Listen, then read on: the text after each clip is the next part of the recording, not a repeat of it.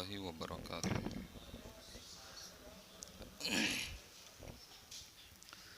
الحمد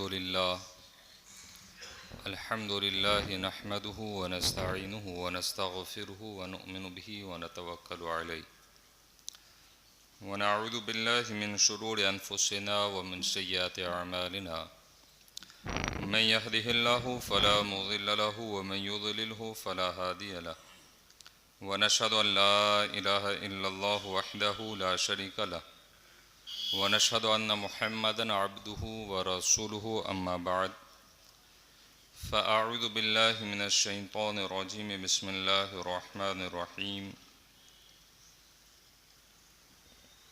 إلا تنصروه فقد نصره الله إذ أخرجه الذين كفروا ثاني اثنين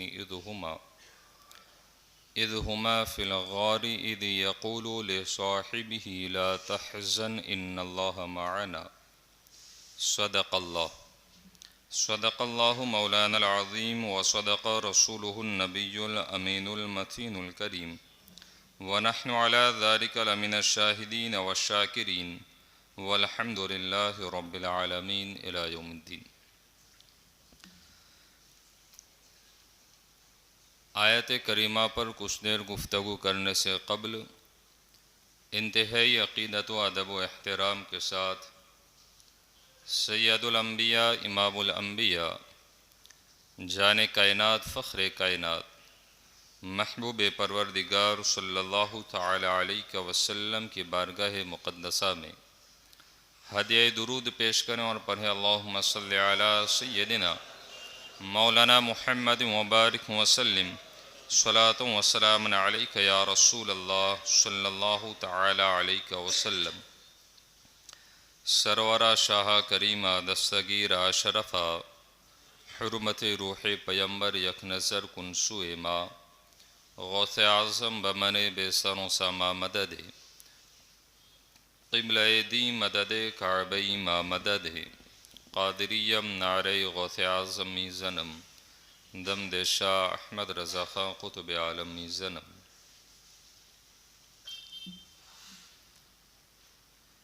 امام اہل سنت سیدی سرکار اعلی حضرت الشاہ امام احمد رضا خان فاضل بریلوی رضی اللہ تعالی عنہ ارشاد فرماتے ہیں سایہ مصطفیٰ مایہ اصطفیٰ، سایہ مصطفیٰ مایہ اصطفیٰ، عز و ناز خلافت پہ لاکھوں سلام۔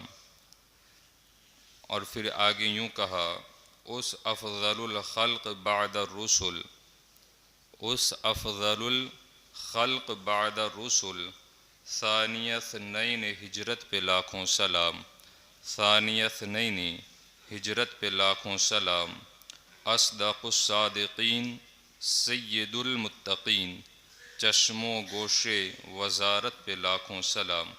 اور آگے اعلیٰ حضرت امام عشق و محبت سیدی سرکار اعلیٰ حضرت علیہ الرحمت والرضوان نے شان صدیق اکبر رضی اللہ تعالیٰ عنہ کے اندر بڑے دلائل آپ نے پیش کیے ہیں۔ آج کی گفتگو ہماری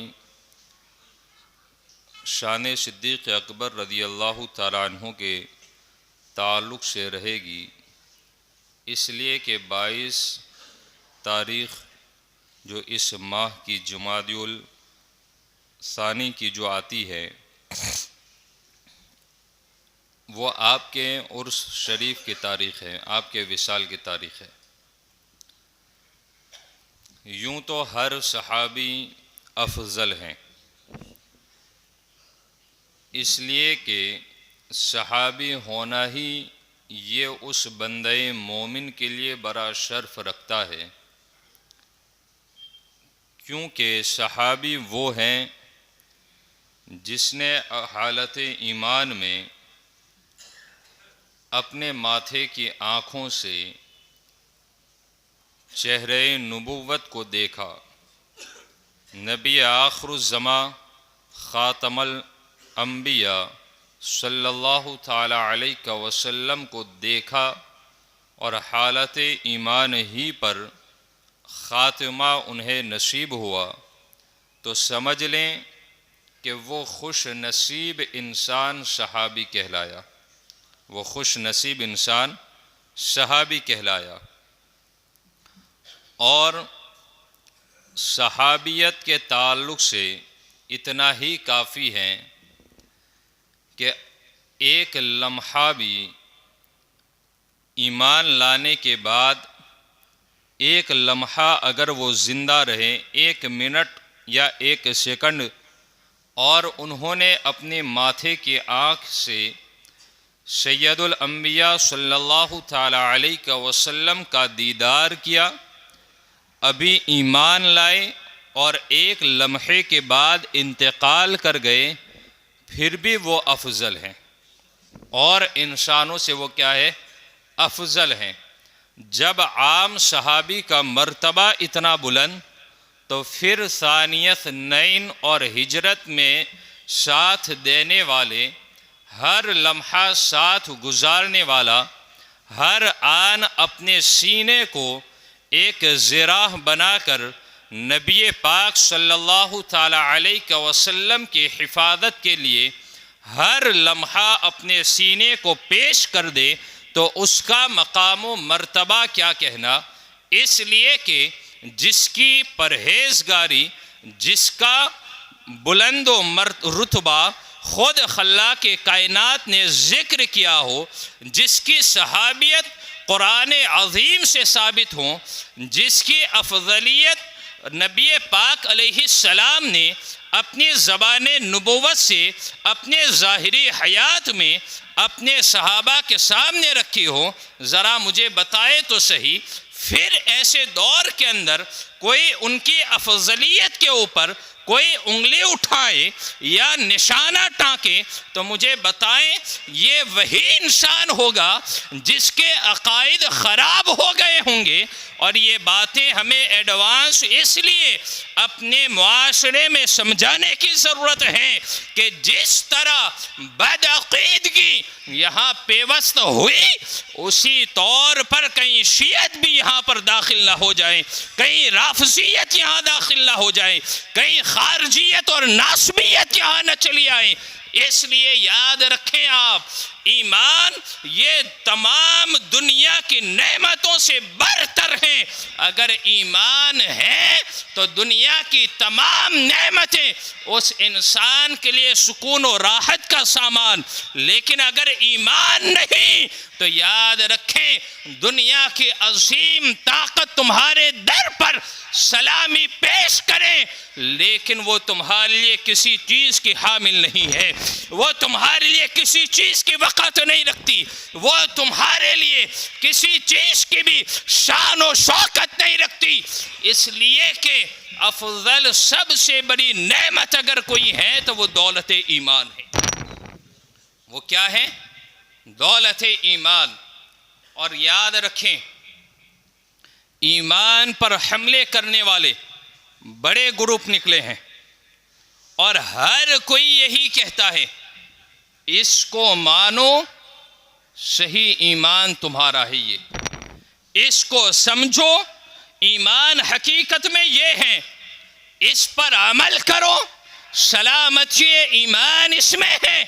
لیکن بات ہم کسی کی نہ سنیں، بات ہم اپنی بھی نہ سنیں، بلکہ بات ہم اس کی سنیں جو سب سے افضل بنا کر بھیجا گیا ہے، جو تمام انبیاء کا سردار بنایا گیا، جو محبوب خدا بنا، وہ سب سے اولا و اعلیٰ ہمارا نبی، سب سے بالا و والا ہمارا نبی۔ اور یار کون دیتا ہے؟ دینے کو منہ چاہیے، دینے والا ہے سچا ہمارا نبی۔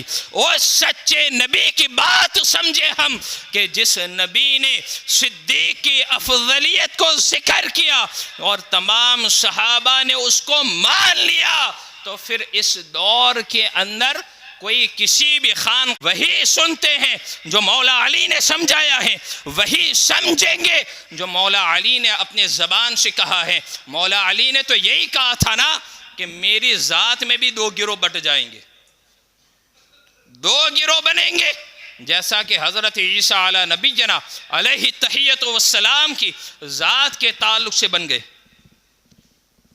کیسے؟ ہم کس طرف،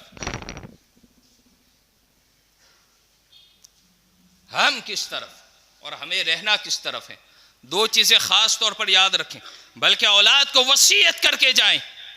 ایک تو یہ کہ نبی پاک علیہ السلام کے بعد قیامت تک کوئی دوسرا نبی نہیں آ سکتا، کوئی نہیں آ سکتا، یہ آخری نبی، اس لیے کہ خود خلاق کائنات نے قرآن کریم برہان رشید میں کہہ دیا وَخَاتَمَ النَّبِيِّينَ، یہ قرآن سے کہہ دیا، اور میرے سرکار خود بھی فرماتے ہیں نا انا خاتم النبیین لا نبی بعدی، میرے سرکار نے اپنی زبان نبوت سے یہ اعلان کیا۔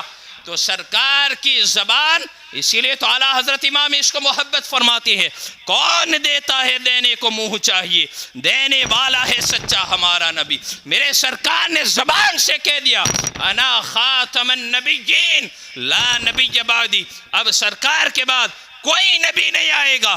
تو یہ بھی ایک عقیدے پر حملہ ہوتا ہے کہ سرکار کے علیہ السلام کے بعد بھی کوئی نبی آ سکتا ہے، یہ شک والی چیز بھی نہیں آنی چاہیے۔ اس لیے اولاد کو یہ وصیت کر کے جائیں کہ بیٹا جائیداد تو الگ چیز، لیکن دولت ایمان کی اگر حفاظت کرنی ہے تو سب سے پہلی چیز یہ یاد رکھنا کہ سرکار علیہ السلام کا ہم نے کلمہ طیبہ پڑھا، سرکار کی ذات کے بعد اب قیامت تک کوئی نبی نہیں آنے والا۔ اور بیٹا یہ بھی وصیت سن لے، صدیق اکبر تمام صحابہ سے افضل ہیں، یاد رکھیں ان چیزوں۔ اور صدیق اکبر کی کیا بات کریں یار، ہجرت کا وقت آیا، سرکار نے اپنے ساتھ لے لیا، چلو رازدار نبی ہے یہ۔ غار میں رہنے کی باری آئی، صدیق کہتے ہیں سرکار پہلے آپ ٹھہرے، غار کئی دن کی پرانی ہے، پہلے میں جا کر دیکھ لوں کہ کہیں اندر کوئی موذی جانور نہ پڑا ہو اور آپ کو کہیں تکلیف نہ پہنچا دے۔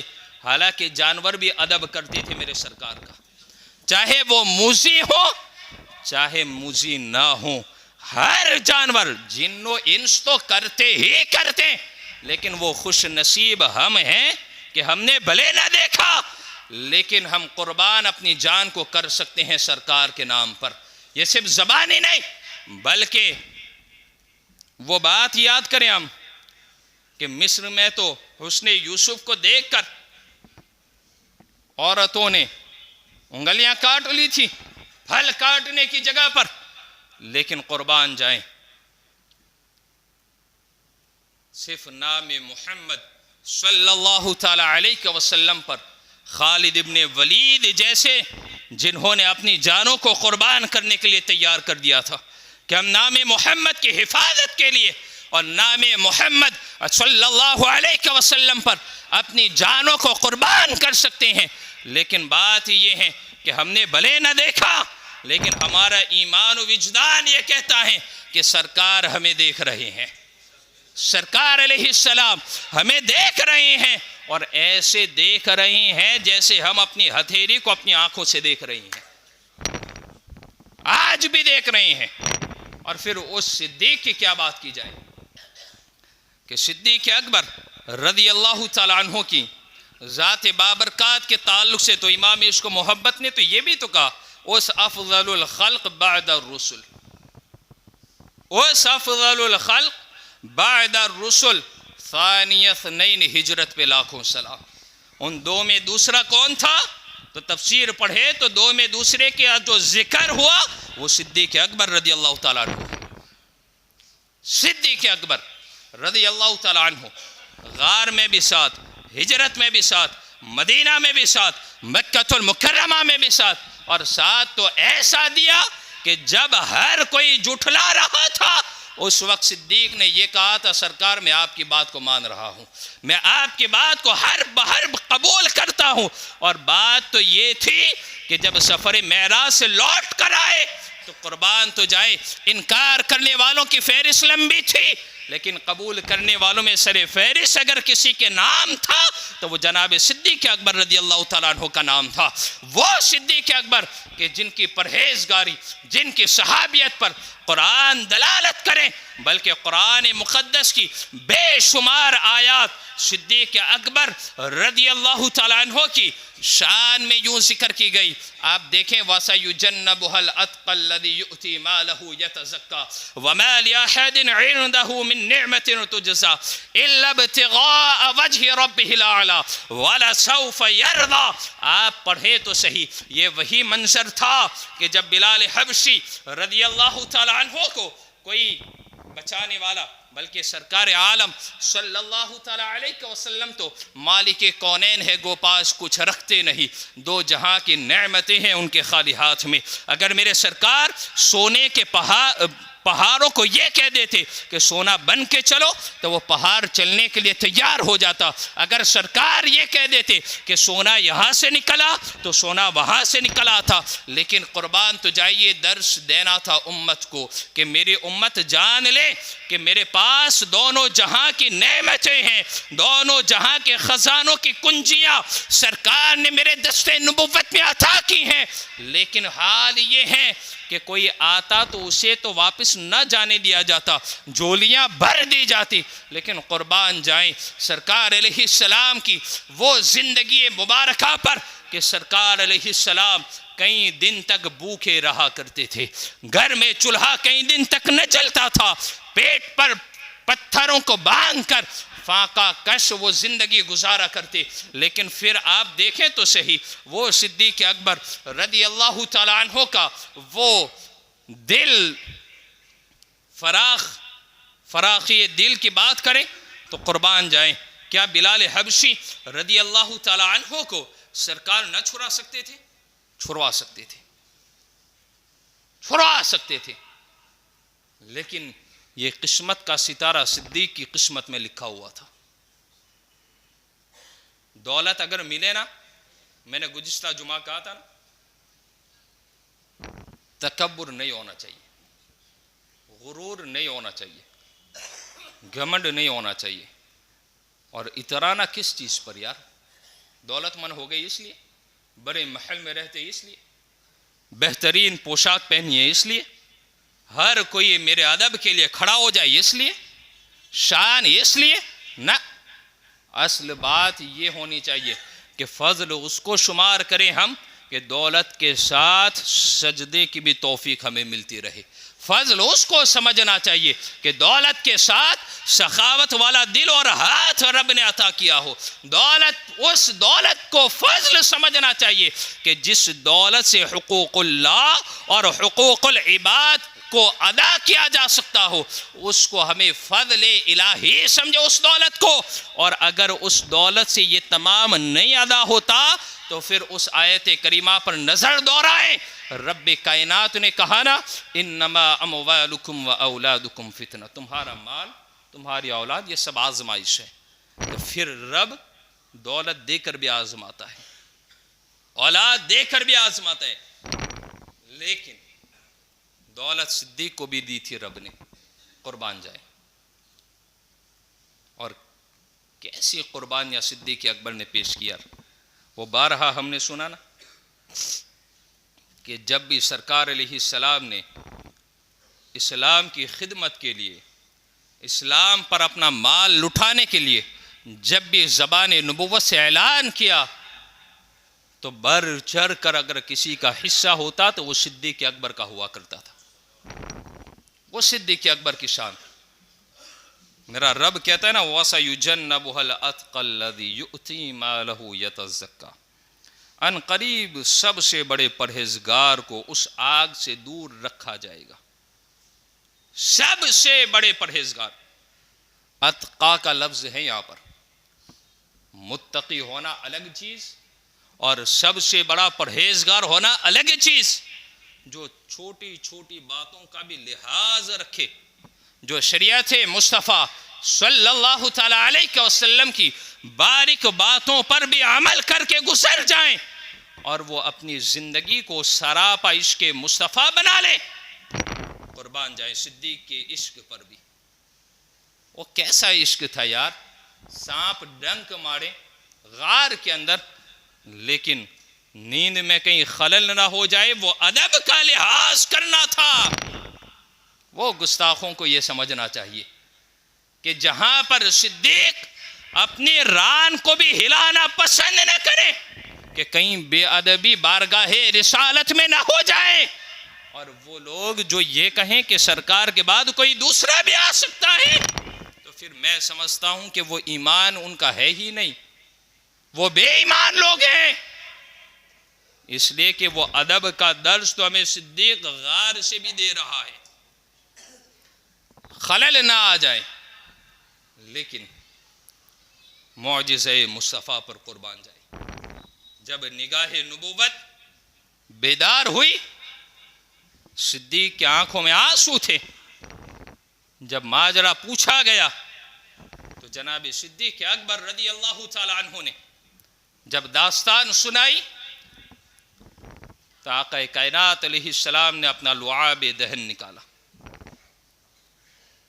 اور اس دکھتے ہوئے زخم پر جب لگا دیا، صدیق اکبر کے ان الفاظ پر قربان جائے، صدیق اکبر فرماتے ہیں جیسے مجھے کسی موذی جانور نے ڈنک لگایا ہی نہیں۔ ویسی شفا جب اس لعاب نبوت کا یہ حال، تو پھر ذات مصطفیٰ کا کیا کہنا، جسے سراپا معجزہ بنا کر بھیجا۔ اب اس کی ذات کے تعلق سے کوئی انگلی اٹھائیں تو پھر ایمان کی سلامتی اس میں نہیں ہے، بلکہ ایمان کی سلامتی اس میں ہے کہ ہر بات جو مصطفیٰ کی زبان سے نکلی وہ آخری اور حتمی ہے۔ اب آپ کے بعد کوئی پیغام رساں نہیں آنے والا، آپ ہی آخری نبی اور سب سے بڑا پرہیزگار، آگ سے دور رکھا جائے گا۔ الذی یؤتی مالہ یتزکا۔ امیروں یہاں پر غور کرنا، ہم اپنے دل کو جھانک کر دیکھ لیں، دولت کا غرور کہیں دنیا اور آخرت کو تباہ نہ کر دے۔ وہی دولت آج رشتہ داریاں توڑ رہی ہے، وہی دولت خاندان اجاڑ رہی ہے، وہی دولت گھروں کو برباد کر رہی ہے، اور وہی دولت تمہاری اخروی زندگی کو بھی تباہ کر رہی ہے۔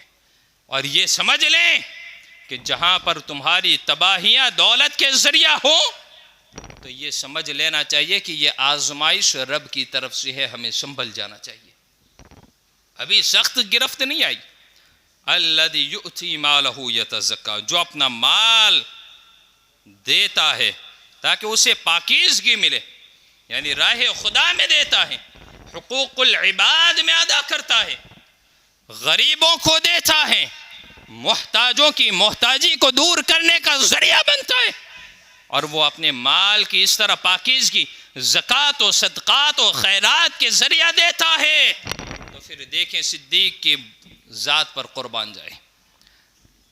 امام علی بن محمد خازن رحمۃ اللہ تعالی علیہ فرماتے ہیں کہ تمام مفسرین کے نزدیک اس آیت میں سب سے بڑے پرہیزگار سے مراد اگر کوئی ہے تو وہ جناب ابو بکر رضی اللہ تعالیٰ عنہ ہے۔ کون ہے؟ بات سمجھ میں نہیں آتی ہے؟ آتی ہے؟ کیونکہ واقعات نہیں ہے نا، اس لیے، ورنہ ابھی سبحان اللہ کی گونج ہو جاتی۔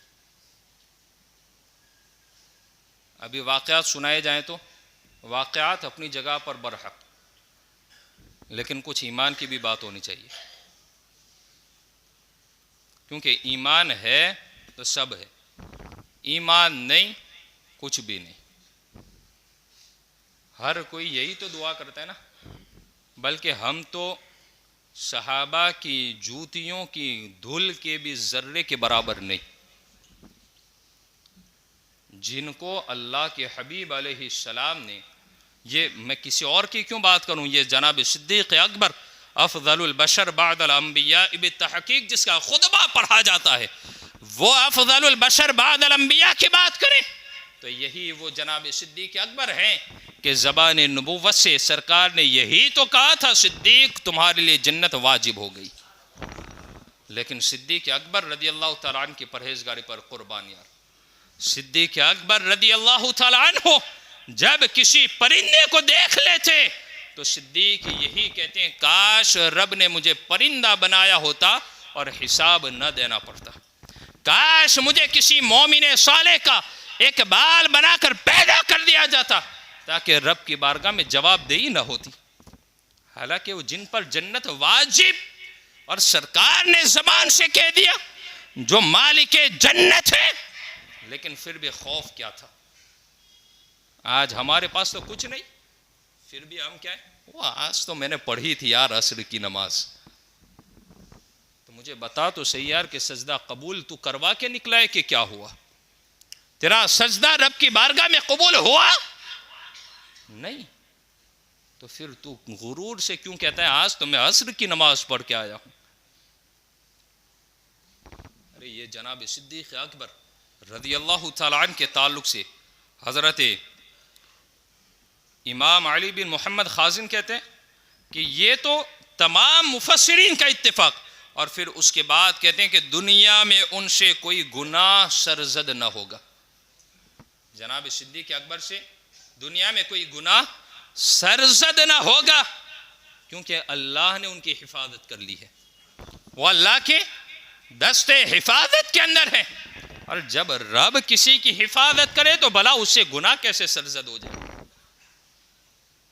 اور پھر دوسری مقام پر فرماتے ہیں کہ انہیں جہنم سے بہت دور رکھا جائے گا. جو آپ نے سنا نا, وَسَيُجَنَّبُهَا الْأَتْقَى الَّذِي يُؤْتِي مَالَهُ يَتَزَكَّى, جو سب سے بڑا پرہیزگار اسے جہنم سے دور رکھا جائے گا.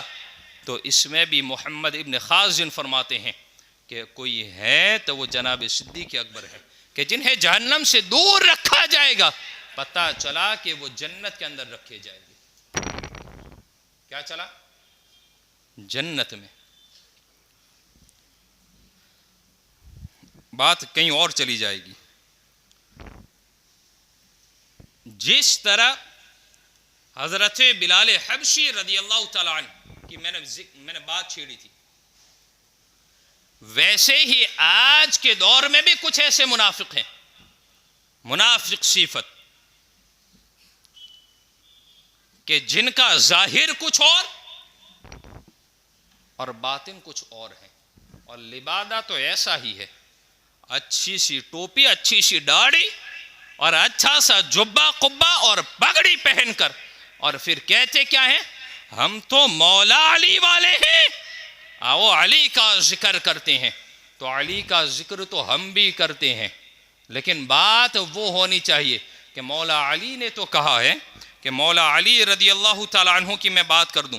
مولا علی رضی اللہ تعالیٰ عنہ خود فرماتے ہیں کہ اگر صدیق اکبر رضی اللہ تعالیٰ عنہ نہ ہوتے تو اسلام جاتا رہتا, اسلام جاتا رہتا. اب اسی جملے پر غور کریں آپ تو پتہ چلے گا کہ صدیق اکبر رضی اللہ تعالیٰ عنہ کی افضلیت کے قائل مولا علی اپنی زبان سے ہے, تو پھر اور لوگوں کو کس نے حق دیا جو مولا علی کی فضیلت کو صدیق اکبر سے برتر کر دے؟ مولا علی رضی اللہ تعالیٰ عنہ تو خود فرماتے ہیں کہ دو گروہ میں بٹ جائیں گے میرے ذات کے تعلق سے, ایک مجھ سے بغض کر کے اور حد سے محبت کر کے, دو. اور یہ دونوں نجات پانے والے نہیں,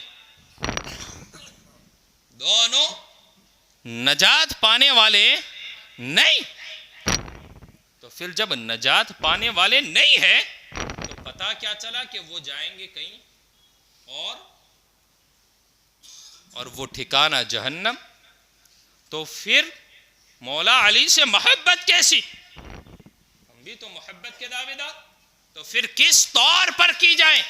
تو مولا علی کے مناقب آپ اٹھائیں تو مولا علی رضی اللہ تعالیٰ عنہ نے یہی اپنی زبان سے یہ ذکر کیا کہ کامیاب وہی ہے جو میری محبت وہی رکھیں جو رب نے مجھے فضیلت دی ہے, جو میرے رب نے مجھے فضیلت عطا کی ہیں, اس سے بڑھائے نہیں اور اس کو گھٹائے بھی نہ تو وہ انسان میری محبت میں کامیاب کہلائے گا، وہ گمراہ نہیں ہے۔ اور بحمد اللہ تعالی وہ ہماری جماعت ہے، جماعت اہل سنت جسے ہم کہتے ہیں، جن کے چہرے بروز حشر چمکتے ہوں گے۔ یہی بلال حبشی، بات سن لیں آپ، جب حضرت بلال حبشی رضی اللہ تعالی عنہ کی بات میں نے کی، یہ وہی دور میں ایمان لائے تھے جب ایمان لانا بڑا کٹھن تھا اور بڑے مشکل مراحل سے انہیں گزارا گیا۔ تپتے ہوئے ریت پر سلایا گیا، کیلیں ٹھوکی گئی، پتھر رکھا گیا، کوڑے برسائے گئے، جسم ناز کھینچا گیا، گھسیٹا گیا، رونا گیا، لیکن پھر بھی زبان سے ایک ہی چیز نکلتی تھی، احد احد احد، ایک ہی نعرہ بلند ہوتا۔ اور جناب صدیق اکبر رضی اللہ تعالیٰ عنہ جب آپ کو چھڑانے کے لیے گئے تھے، بڑی قیمت مانگی گئی، اور پھر آپ رضی اللہ تعالیٰ عنہ نے اپنی زبان سے طے نہ کیا تھا، بلکہ اس حاکم سے یہی کہا تھا، میں اس کا کیوں نام لوں جو مقدس گھر کے اندر جنہوں نے اہل ایمان اور صحابہ پر ظلم و تشدد کے پہاڑ توڑے، رب کائنات کے گھر میں ایسوں کا نام لینا مناسب نہیں۔ یاد رکھیں جناب صدیق اکبر رضی اللہ تعالیٰ عنہ نے اپنی زبان سے دام طے نہ کیا، بلکہ آپ نے کہا ذرا تو قیمت لگا دے، وہی قیمت ادا کی جائے گی۔ قیمت لگائی گئی۔ جناب صدیق اکبر نے کہا اتنی نہیں، میں اس کی 2 گنی ادا کروں گا، جتنی تو نے مقرر کی اس کی 2 گنی میں تمہیں دوں گا۔ منافقین تھے وہ، یہی انہوں نے تانا اور سب کچھ شروع کر دیا کہ شاید کہ صدیق کے اوپر بلال حبشی رضی اللہ تعالیٰ عنہ کا کوئی احسان ہوگا، اور اسی احسان کو اتارنے کے لیے آج یہ موقع ہاتھ سے نہیں جانے دے رہے ہیں۔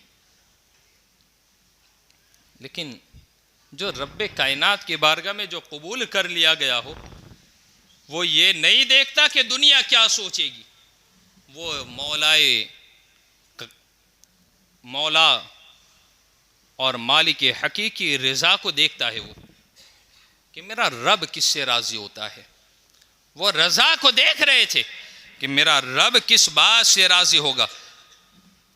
جب یہ باتیں ہوئی کہ یہ ہوگا، یہ احسان ہوگا، آنکھیں نیچی کر کے جاتے ہوں گے، سر بلند کر کے نہیں جا سکتے ہوں گے، اس لیے آج چھڑا رہی ہیں، لیکن صبر کا پہاڑ بن کے وہ صدیق وہیں پر کھڑے ہیں، زبان سے ایک لفظ نہ کہا، اور کیوں نہ کہیں، کچھ بھی نہیں کہا، سنتے رہے، رقم ادا کی، لے لیا۔ اور پھر کسی موقع پر کسی نے یہی تو پوچھا تھا صدیق اکبر سے کہ اتنا ماہر تاجر اور کھوٹ کا سودا کیسے کر سکتا ہے؟ کیونکہ صدیق اکبر رضی اللہ تعالیٰ عنہ بڑے پیمانے پر تجارت کرتے تھے اور مہارت بھی رکھتے تھے۔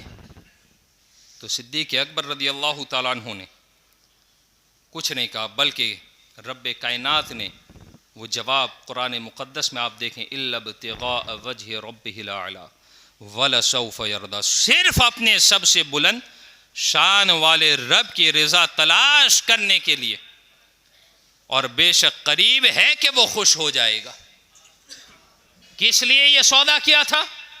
گھاٹے کا سودا نہیں کیا، بلکہ جتنا 2 گنا دیا ہے نا، اس سے بھی بہترین بدلہ اگر کوئی ہے تو رضائے مولا ہے، رضائے الہی ہے، رضائے مصطفیٰ ہے۔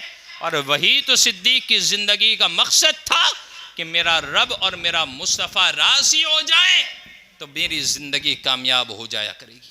وہ صدیق اکبر رضی اللہ تعالیٰ عنہ کی فضیلتیں ہیں یار۔ لیکن مولا علی رضی اللہ تعالیٰ عنہ کی فضیلت کو لوگ صدیق سے بھی بڑھ چڑھ کر ذکر کریں، پھر ہم ان کی بات نہیں سنتے۔ کیوں؟ اس لیے کہ بات وہی مانی جائے گی جو نبی پاک علیہ السلام نے زبان نبوت سے کہی ہے، جو مولا علی نے زبان سے کہا ہے۔ تو پھر ہم آج کے اس لبادے کے اندر گمراہ کرنے والوں کی بات کیوں سنیں؟ اس لیے ہمیشہ ایک چیز کو یاد رکھنا، جہاں پر بات پیچیدگی والی آ جائے، نہ سمجھ میں آئے تو فوراً رابطہ کریں، تزلزل میں نہ پڑ جانا. ادھر ادھر میں پڑ جاؤں گے نا تو پھر ایمان سلامت نہیں رہے گا. فوراً، اور شیطان اس وقت حملے بھی کرے گا کہ ہاں بات یہی صحیح ہے، کیونکہ اس کا تو کام ہی وہی ہے. اس لیے 22 تاریخ جو اسلامی ہے اس مہینے کی، تو وہ یادگار کس کی ہے؟ بول دو یار، ابھی تو کہا تھا میں نے. یاد ہونا چاہیے ہمیں، جن سے ہم محبت کرتے ہیں، جو مشہور تاریخیں ہماری، وہ تو ہمیں یاد ہونی ہی چاہیے. جس طرح ہمیں غوث کی 11ویں یاد ہے نا، ہے، اس سے بڑھ کر، ہو سکتا ہے اس جملے پر کوئی اعتراض کرے، اس سے بڑھ کر بھی ہمیں صدیق اکبر کی ذات کو یاد رکھنا ہے. کیوں؟ جتنا احسان صدیق اکبر کا ہے، خود میرے آقا علیہ السلام نے کہا کہ میں نے تمام کے احسانات کو اتار دیا سوائے صدیق کے. سوائے صدیق کے، جو صدیق نے مجھ پر احسانات کیے ہیں اس کا بدلہ میرا مولا عطا کرے گا، میرا رب عطا کرے گا.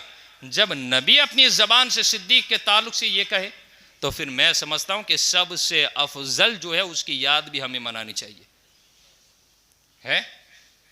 تو پھر کچھ نہیں تو کم از کم ہمیں ختم یاسین رکھنا چاہیے، مختصر سی محفل رکھنی چاہیے. ٹھیک ہے؟ تو 22 تاریخ کو آپ تیار رہیں. اور پھر گزارش بھی یہ کروں گا کہ صرف شان نہ سن لے، ہم عمل بھی دیکھیں. صدیق اکبر رضی اللہ تعالیٰ عنہ کا عمل کیا تھا؟ غریب آتا تو دے دیتے، محتاج آتا تو دے دیتے، اور نماز کا وقت آتا تم جاتے، تجارت کا وقت آتا تجارت کرتے، دوران تجارت اذان ہو جاتی، کہاں چلے جاتے؟ کہاں جاتے؟ اور ہم کہاں جاتے ہیں؟ گھر. کہاں؟ مجھے ایک بات سمجھ میں نہیں آتی کہ اذان کو سن کر تو شیطان بھاگتا ہے، آج انسان کیوں بھاگ رہا ہے؟ میں اسی کشمکش میں ہوں.